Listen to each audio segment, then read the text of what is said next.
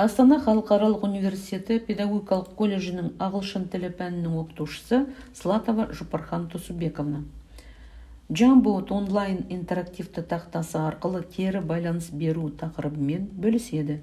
Осы тақырыпты талқылаудағы мақсаты алған білімдерін Jamboard тақтасында кері байланыс беру арқылы айқындау. Міндеті студенттер тарапынан ұсынылған кері байланыс негізінде олардың оқу әрекеттерін жетілдіру. Google Jamboard тақтасын пайдаланудың міндетті шарты сізде және қатысушыларда аккаунттың болуы. Егер болмаса, міндетті түрде тіркелу қажет. Google-де есептік тіркелуден өткеннен кейін Jamboard тақтасының қызметі қолжетімді болады және көрсетілген сайтта немесе Google Mail экранының жоғарғы оң жақ бұрышындағы профиль белгісінің жанында орналасқан таңдау жолағынан Google қосымшалары тізімінен Jamboard сөзін тауып басыңыз. Google Jamboard тақтасында жұмыс істеу қадамдары келесідей. Жаңа парақшаны ашу үшін жоғарғы оң жақ бұрышта нүктелер квадратын басамыз. Ашылған терезеде Jamboard белгісін табамыз. Жұмыс кеңістігі ашылады. Тақтаны ашу үшін төменгі оң жақ бұрыштағы шеңбердегі плюс таңбасын басамыз. Сол жақта құралдар панелі орналасқан. Бірінші құрал белгісі қалам. Ол жазу, сурет салу және сияның түсін таңдауды білдіреді.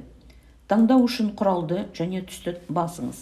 Содан кейін курсорды тақтаның кез келген жеріне қойып жазуға болады. Келесі құрал белгісі өшіргіш. Келесі құрал белгісі стикер. Бассаңыз фонда мәтін үшін парақша пайда болады. Түсін үстіңгі белгілерге сай өзіңіз таңдайсыз және мәтінді теріп жазасыз. Стикер тақтада сақталады. Оны жұмыс кеңістігі бойымен жылжытуға болады, кішірейту, үлкейту және айналдыруға болады. Келесі құрал суретті қосу. Оны басқанда ашылған терезеде суретті қайдан жүктейтініңізді таңдайсыз. Жұмыс үстелінен, интернеттен, Google дискісінен, фотосуреттер қалтасынан жүктеу опциялары бар. Мысалы, интернеттен жүктеу үшін Google Image Search батырмасын басыңыз және қою батырмасын басасыз. Сурет автоматты түрде тақтаға қойылады. Оны жылжытуға, үлкейтуге, кішірейтуге және аударуға болады.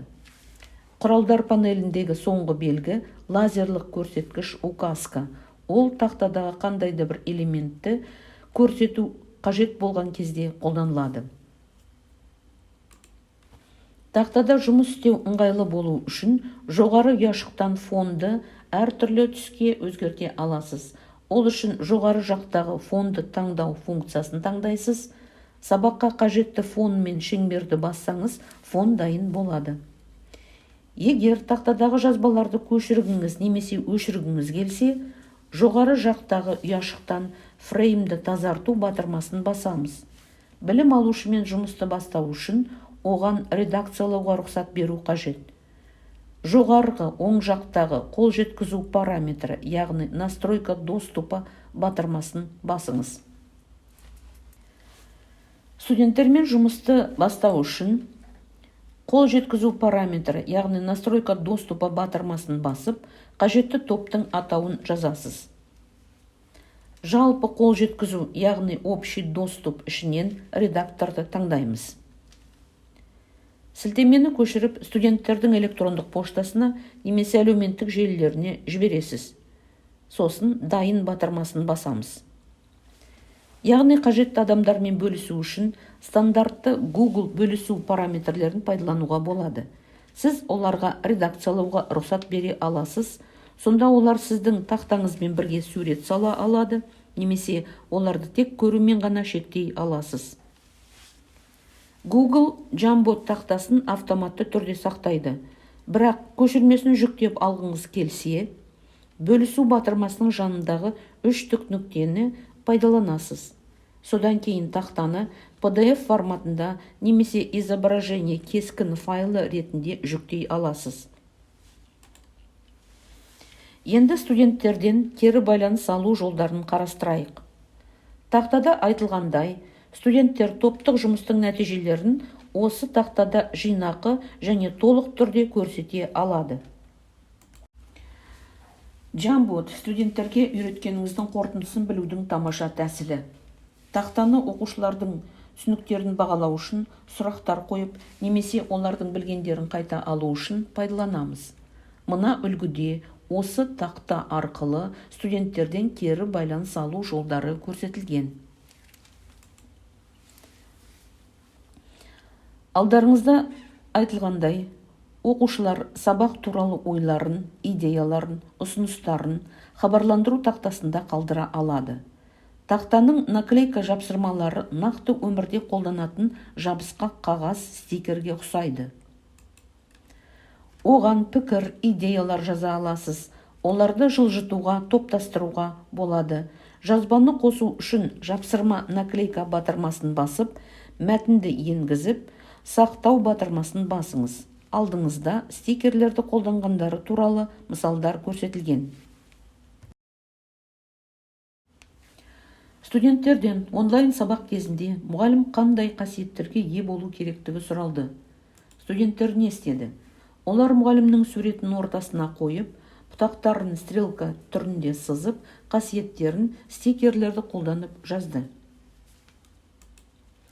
Келесі мысалда мұғалім сабақ соңында оқушылардың білімін сипаттайтын түсініктемелері бар стикерлерді алдын ала дайындайды. Содан кейін студенттер өз есімдерін осы стикердің жанына жазып қалдырады.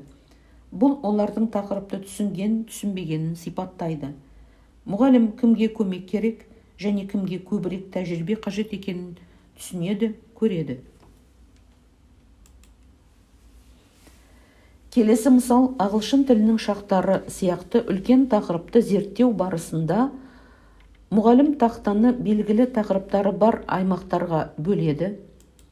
Оқушылардан осы тақырыптағы проблема туралы, тақырып туралы мысалдар немесе білгендерін жазуды сұрай алады. Студенттер өз мысалдарын жазады. Осы кері байланыс арқылы мұғалім студенттердің білімін көріп, түзете алады. Келесі екі мысал, ағылшын тілінен білімдері орташадан төмен оқушыларға арналған кері байланыс түрлері. Яғни, берілген суреттер арқылы өткен тақырыптардағы мақал мәтелдерді болжау және әріптің ретін дұрыс қойып сөзді жазу сияқты қызықты тапсырмалар балалардың қызығушылығын оятады деген мақсатпен.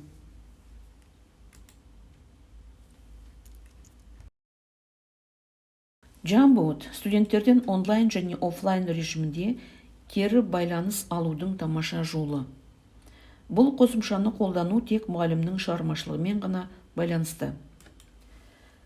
Қарастырған тақырыпты қорытындылайтын болсақ, кері байланыс қалыптастырушы бағалау үдерісінің маңызды компоненті және жоғарыда айтылғандай кері байланыс оқушылардың оқу мақсатына қатысты оқудың қай сатысында екендігі жөнінде ақпарат береді. Кері байланыс студенттер тарапынан дер кезінде ұсынылса, олардың өз оқу әрекеттерін жетілдіруіне мүмкіндік береді. Кері байланысты ауызша, жазбаша, жеке студенттерден және топтан алуға болады. Кері байланыс оқушының жеке басына емес, оның орындаған тапсырмасына, немесе тапсырманы орындау үдерісіне қатысты болуы қажет. Жоғарыда айтылғандай, Jamboard тақтасы студенттерге үйреткеніңіздің қорытындысын білудің тамаша тәсілі және тақтаны оқушылардың түсініктерін бағалау үшін сұрақтар қойып, немесе олардың білгендерін қайта алу үшін пайдалану тиімді. Назарларыңызға рахмет.